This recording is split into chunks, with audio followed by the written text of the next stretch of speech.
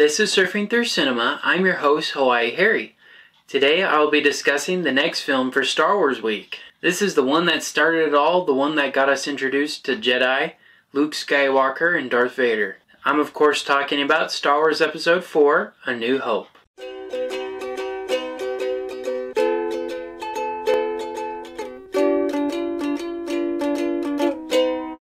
Okay, so some technical details about Star Wars Episode 4, A New Hope.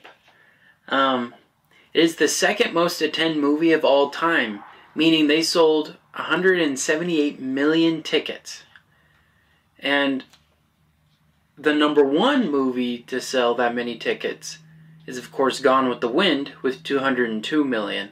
Now that's quite an accomplishment because, back then that was basically everybody in the United States, right? Just to give perspective, there's about 330 million who live right now.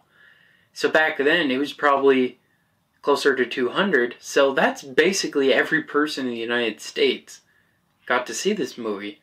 So that's a huge deal. No movies even come close since. So then the next technical detail, there are multiple versions of this movie.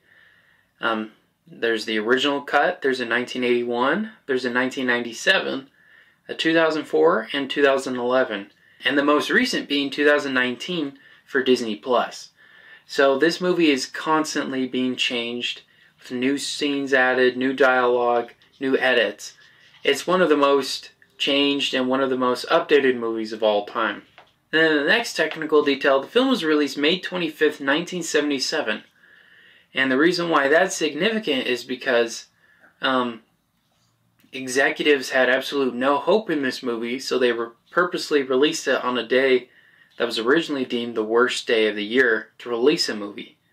And nowadays, they're all well, not right now, but for a while, blockbuster movies came out right around summertime. So this has definitely set up the summer blockbuster that was very prevalent in the 70s, 80s, all the way until the 90s, really. Okay, so now we'll get into the plot, although you've probably all heard it a million times, so none of this will come to a surprise. But nevertheless, so two droids named R2-D2 and C-3PO, they escape a rebel ship that is being chased by Darth Vader. And they're sold off on the planet Tatooine to a moisture farmer named Owen Lars and his nephew Luke Skywalker, who's our main hero. And R2-D2, he escapes in the middle of the night to go and find Obi-Wan Kenobi, because he has a message for him from Princess Leia. And the message, of course, is that R2-D2 has plans to destroy the Empire's Death Star, which is a giant space station that has enough power to blow up a single planet. So Luke goes out to go and find R2-D2, and then they encounter some Tusken Raiders who knock out Luke, and then they're saved by Obi-Wan Kenobi. And so Luke and Obi-Wan, they work together to go and find passage for Obi-Wan to leave the planet to go and return these plans. Luke, who wants to go back to be a farmer with his family, he finds that his uncle and aunt have been killed. So he decides to go with Obi-Wan to become a Jedi and also to return the Death Star plans. So they go to Mos Eisley Spaceport where they find a pilot named Han Solo with his co-pilot Chewbacca to help them escape the planet and return the plans to Princess Leia on Alderaan. But as they're on course to Alderaan, the Death Star blows it up. And so they're trapped and they're taken aboard the Death Star. And but they hide themselves in the compartments of the ship, and they knock out some stormtroopers, and they're able to be disguised to go and find the princess, because they discover she's trapped on the ship as well. And then they fight their way to get out of there. Right as they're about to leave, Luke sees that Obi-Wan, he's fighting Darth Vader, and then Darth Vader ends up killing Obi-Wan Kenobi, so that kills Luke's chances of becoming a Jedi, and also his mentor, his friend. So he's really devastated and heartbroken. But then they escape, and then they start flying towards the planet Yavin 4, where the rebel base is. And the stormtroopers, they've hidden a tracking device on the Millennium Falcon to take them right to the Rebel base. So the Death Star follows them there. The Rebels decide together that they're going to send a bunch of ships to go and find the weakness in the Death Star to blow it up. And so Luke goes along with them, and they fly to the Death Star. There's a huge dogfight that goes on between both X-Wing fighters and TIE fighters. And eventually Luke is able to make it into the blockade, and he fires a bomb into the small port, which sends a chain reaction and blows up the Death Star. And for those who remember Rogue One, they talk about how the creator of the Death Star, he purposely put in a weakness so that Rebel fighters could do this. And so the Death Star blows up, the Rebels are able to escape, and then the scene ends with with Han Solo and Luke receiving medals. Well, that's the plot for Star Wars Episode 4, A New Hope. I'm going to go on a break real quick, but first here's a message from our sponsor. This podcast is brought to you by Anchor. If you haven't heard about Anchor, it's the easiest way to make a podcast. Here's how. It's totally free. There are tools that allow you to record and edit your podcast from your computer and even your cell phone. But that's not all. Anchor distributes your podcast for you so it can be heard on Spotify, Apple Podcasts, and many, many more. You could even make money from your podcast with no minimum listenership. Anchor is everything you need to make a complete podcast all in one small place. So go on and download the Anchor app or go to anchor.fm to get started today. Even though this is a presidential election, there are many more candidates on the ballot besides the president. Go to Ballot Ready for a nonpartisan guide to your entire ballot. From there, you could compare candidates based on stances on issues, biography, or endorsements, and then save your choices to use when you vote by mail or in the voting booth. You can even request your absentee ballot or make a plan to vote early or on election day. This election matters. Make sure you have a plan to vote, so go to ballotready.org and enter your address to make a plan to vote and vote informed. Okay, so we're back from our break. Now I'm going to get into some critical reviews and my personal reviews on Star Wars Episode 4, A New Hope. Alright, so Rotten Tomatoes gives it a 92%, saying, George Lucas has opened up our eyes to the possibilities of blockbuster filmmaking. And this is absolutely true because there was a huge boom in blockbuster movies after this. You know, Jaws kind of started it off, but then Star Wars really enforced it and really set it as the standard for Hollywood. I mean, the merchandising alone makes millions of dollars every single year. And George Lucas really did have some insight into saying he wanted 40% of marketing control. And as a result, every movie ever that is a blockbuster has a huge toy line as well. Because before that, nobody invested into that. People thought that was kind of a waste of time, waste of money. Now, every Marvel movie, every Harry Potter movie, every movie like that has a licensing and merchandising thing, all because of Star Wars. So, we really owe them to having anything from movies, really. Like, all these posters I have, these action figures, it's all due to Star Wars. Without it, we wouldn't have these connections we have with these movies in a physical way. Across the board, there is universal acclaim that this is a wonderful movie, great sci-fi. But just kind of for fun, I looked up the negative reviews of it that came out in the 1970s. And Screen Rant has a really nice list of 10 different places, and I picked a couple from that.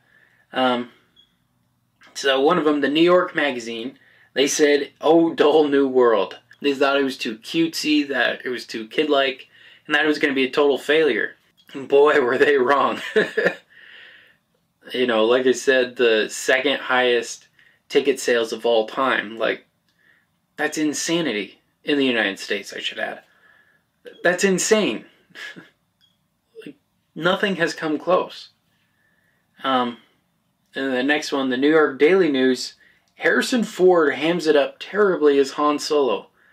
And when I saw that, I couldn't believe it, because most people, including myself, they absolutely love Han Solo. They thought he's the best part of the whole movie. Because he adds that charm and that wit to it that would be totally absent if he weren't there. Yeah, it's... the fact that they thought that is very, very short-sighted. I don't know.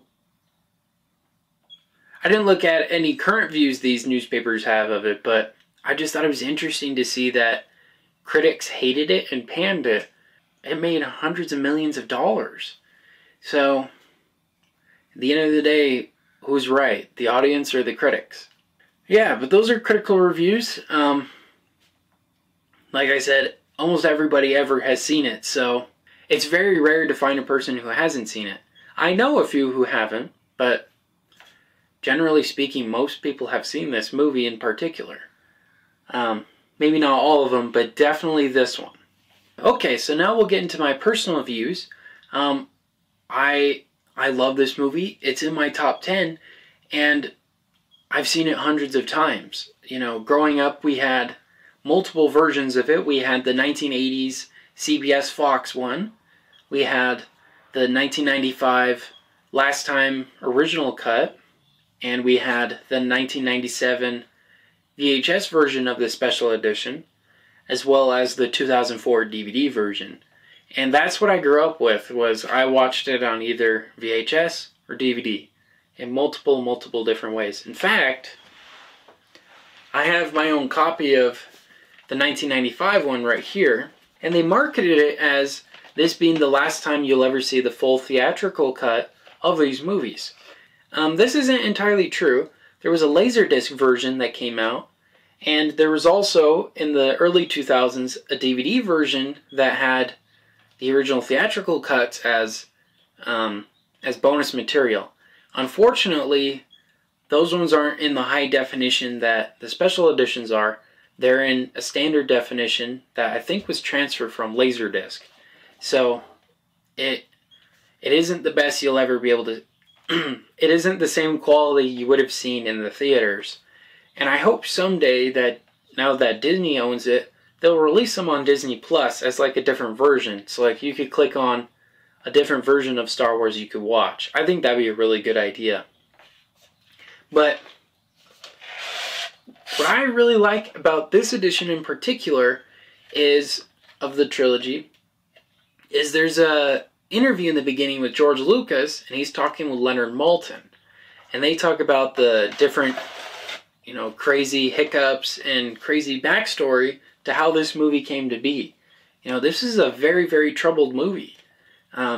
Huge sandstorms destroyed the sets. They had huge financial setbacks. The actors hated their dialogue, hated their characters. The executives thought it was going to be a huge bomb. It had a lot going against it. So the fact that it was so triumphant in the way it was is mind-blowing. It's insane how they were able to achieve so much. Last week I talked about Metropolis, and it's kind of sad that that one didn't get the same explosion that Star Wars did. But nevertheless, it's still great that Star Wars was such a huge success. It shows that despite every negativity going against you, you could still have success. But this right here is definitely the best quality you can ever see of the original cut for Star Wars. Now that being said, that leads on to my next point. There have been so many changes and so many things that people have hated about the Star Wars that I decided, rather than talking about the changes I hate, because there are so many things that people don't like, I want to focus on the changes I actually do enjoy. Now that being said, I don't think any of them are really necessary, but nevertheless, I don't hate these changes. I like the subtitle they added, A New Hope. And if you could see here, it says Star Wars A New Hope. Because originally, it just said Star Wars, and then the opening crawl, there was no Episode 4, no A New Hope. So I'm glad they added that so it can coincide with the other movies. Because Episode 5 added a title like that, and so did Episode 6. So So I'm glad they added that to kind of make it coincide with the other episodes. The other thing I like is in 1997 they added a scene that was originally cut, and that was with Jabba the Hutt. Now in 1997 they brought it back and they put in a 3D model of Jabba the Hutt, but it was awful. It was some of the worst CGI ever. And so for years it was kind of scrutinized and made fun of for how terrible it was. But then in 2004 they cleaned it up, replaced it with a new model, and I really appreciate how it turned out. The scene is kind of redundant because they say a lot of the same stuff Han Solo say with Greedo. But nevertheless, it was really cool seeing Jabba the Hutt and Han Solo, as well as seeing Boba Fett, who they digitally inserted as well, to kind of tie in the other movies with it. I can understand what they were trying to do with it. So that was really cool. Let's see, a couple other scenes I like. So, there's a few instances in the movie where the ships, unfortunately, haven't aged well. They look very, very fake. So, personally, I don't think they should change those too much, which they did. I'm not too happy with that. But one I am happy with is the Millennium Falcon flying out of Mos Eisley. Because before that, there wasn't anything like that. We just saw it coming out of Tatooine, and that was it. But I'm glad they added this one because it shows the ship flying away and fighting against the stormtroopers below, and it adds a nice touch to it. It's only a couple seconds long, nothing you'll really notice, but I really like that they added that. Then the last thing I liked that they added to it was a scene between Luke Skywalker and Biggs. Now, in the original cut, Biggs was almost completely cut out. You just hear him talk about him, and then see him a little bit when they're flying around in the Death Star. So you didn't really get a connection between Luke and Biggs. You kind of just felt, oh, that was his friend, and oh, he just died. It wasn't like a big deal. But in this one, or in this scene that they added, they kind of interact with each other. They seem like best buds. So it's kind of even more tragic when Biggs dies off. And I'm glad they added that. I'm glad they added some more human elements to it to make us more connected to the characters. Alright, but those are my thoughts and feelings with Star Wars Episode 4, A New Hope. I don't know what else to add to that, because it's such a great movie and so many of you have already seen it. I can't add too much to what you already don't know. Alright, well next time I'll be discussing the next film for Disney Week. And this is another package film Disney made during the 1940s. And another one that is centered on music. And the next film, of course, is about Melody Time. Alright, well until next time, this has been Surfing Through Cinema with Hawaii Harry. Take care.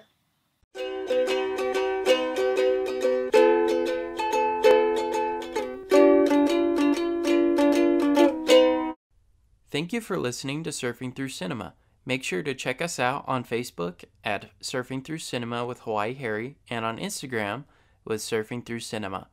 We also have a website, www.anchor.fm/Surfing Through Cinema, where you can learn more details on upcoming episodes and on past episodes.